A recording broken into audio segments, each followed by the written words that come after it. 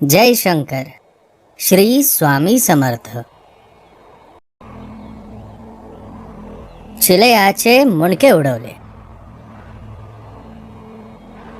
जंगलात हरणाच्या प्रसंगानंतर बाळशंकरच्या मनात तो प्रश्न कायम फिरायचा. ते कोण होते ज्यांनी हरणाला वाचवले? या प्रश्नाचे उत्तर काय त्याला लवकर भेटले नाही. तो आपल्या आपल्या आयुष्यात पुन्हा रमू लागला. हळूहळू त्या प्रश्नाचाही बाळशंकराला विसर पडला.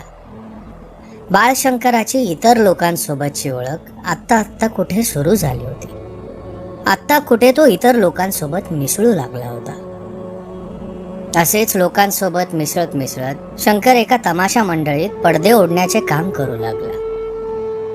हे काम करत करत तिथे एकदा त्याला सोंगाड्याचे काम करण्याची संधी भेटली.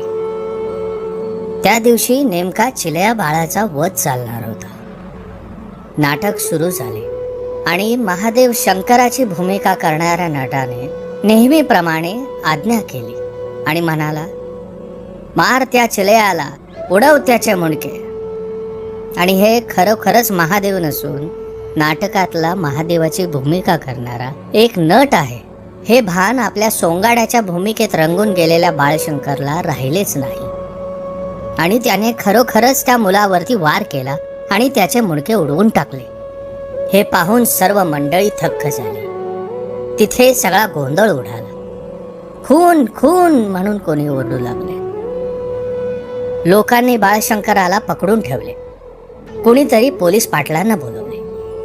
बाळशंकर अतिशय घाबरून गेला.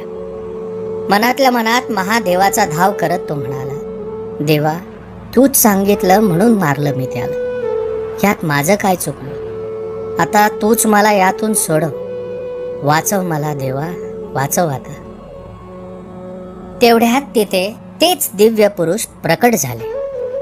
तेच दिव्य पुरुष ज्यांनी बाळशंकरापासून हरणाला वाचवले. त्यांनी त्या मुलाचे मुंडके परत धडाला लावले आणि बघता बघता तो मुलगा पुन्हा जिवंत झाला. लोकांनी त्या दिव्य पुरुषाचे पाय धरले, त्याला नमन केले. या सर्व गोंधळात बाळशंकर तिथून पटकन बाहेर पडला. या लोकांपासून लवकरात लवकर लांब निघून जावे म्हणजे आपला जीव तरी वाचेल असे त्याला वाटू लागले.